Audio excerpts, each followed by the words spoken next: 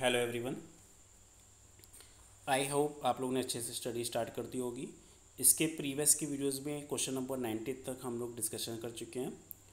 Question number 91 से start कर रहे हैं और जितने भी पहले क्वेश्चंस हम लोगों ने डिस्कशन किए हैं और जो आज कर रहे हैं सारे क्वेश्चंस वेरी इंपॉर्टेंट क्वेश्चंस हैं और एग्ज़ाम में आने के चांसेस हैं, तो इसको बहुत अच्छे से आप लोग स्टडी कर लीजिए।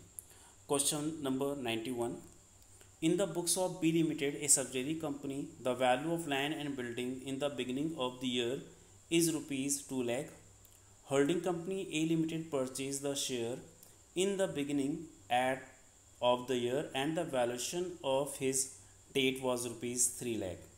Rate of depreciation is 10% and profit on revaluation will be।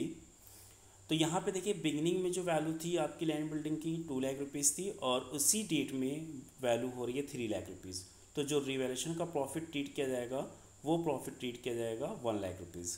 अगर ये वैल्यूएशन मेरा at the end of the year होता तो 2 लाख से पहले हम डेट माइनस करते हैं और फिर कंपेयर करते हैं, बट ये दोनों ही value starting of the year है, कमेंसमेंट ऑफ द ईयर है।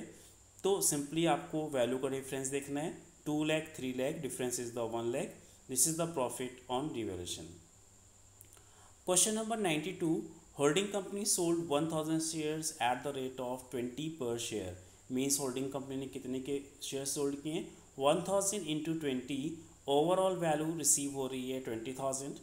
Out of 3000 share which were purchased from subsidiary company at the cost of 48,000. तो अगर हम 1000 के शेयर की कॉस्ट निकालें 48,000 डिवाइड बाई 3000 इंटू 1000 जो आ रही है आपकी 16,000। मीन 16,000 कॉस्ट थी और ये शेयर्स 20,000 में सोल्ड आउट हुए। Means profit is the 4,000 which is the option number D. Means इस क्वेश्चन का करेक्ट आंसर है option number D. Question number 93 94 अभी स्किप कर दीजिए। Question number 95। Profit post incorporation is transferred to general reserve, option B capital reserve, option C profit and loss account, option D trading account.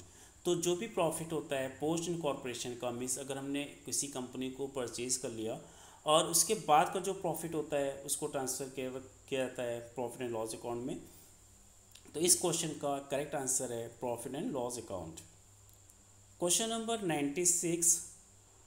Profit pre incorporation is transfer to general reserve, capital reserve, profit and loss account, option D trading account. तो इसका correct answer है capital reserve, option number B. Question number 97। Depreciation is allocated on the time ratio, on sales ratio, on equal ratio, none of the above. Means कभी कभी business को हम लोग ने mid of the year purchase किया, suppose सितंबर में purchase किया, तो जो अकाउंट्स बनेगा वो दो पार्ट में आपका डिवाइड हो जाएगा, प्रायर इनकॉर्पोरेशन, पोस्ट इनकॉर्पोरेशन। तो जो एक्सपेंसेस गिवन है वो तो ईयरली गिवन है, बट हमें अलग अलग प्रॉफिट कैलकुलेट करना होगा। प्रायर इनकॉर्पोरेशन का प्रॉफिट अलग कैलकुलेट करना होगा, पोस्ट इनकॉर्पोरेशन का प्रॉफिट अलग कैलकुलेट करना होगा। तो अब जो डिप्रिसिएशन है उसको हम किस तरह से एलोकेट करेंगे? तो डिप्रिसिएशन बेसिकली आपका एनुअली चार्ज होता है, तो इसका जो रेशियो होगा ऑन द टाइम रेशियो। अगर आपने सितंबर में बिजनेस परचेज किया तो 6 मंथ प्री इनकॉर्पोरेशन हो गया, 6 मंथ पोस्ट इनकॉर्पोरेशन हो गया, मीन्स 6 into 6 रेशियो हो जाएगा 1:1। अगर आपने दिसंबर में बिजनेस परचेज किया तो 9 मंथ का depreciation means divide by 12 into 9 करके प्रायर इनकॉर्पोरेशन में जाएगा और डिवाइड बाई 12 इंटू 3 करके पोस्ट इनकॉर्पोरेशन में जाएगा। मीन्स जो भी एक्सपेंसेस टाइम पे बेस्ड होते हैं उसको टाइम रेशियो अकॉर्डिंग किया जाता है। For the example interest, depreciation, salary. और जो एक्सपेंसेस सेल्स के अकॉर्डिंग होते हैं, एडवर्टीजमेंट, बैड डेट्स, उसको सेल्स रेशियो में क्लासीफाई किया जाता है। Question number 98। Gross profit is allocated in time ratio, in sales ratio, in equal ratio, option D none of the above. तो इस क्वेश्चन का करेक्ट आंसर है in sales ratio, option number B. Question number 99। Advertisement is allocated in time ratio, in sales ratio, in equal ratio, none of the above। तो advertisement भी basically आपका sales पे based होता है, जितना ज़्यादा आप एडवर्टीज़मेंट करोगे उतना ज़्यादा सेल्स होगी। तो इसका करेक्ट आंसर है option number B in sales ratio. Question number 100।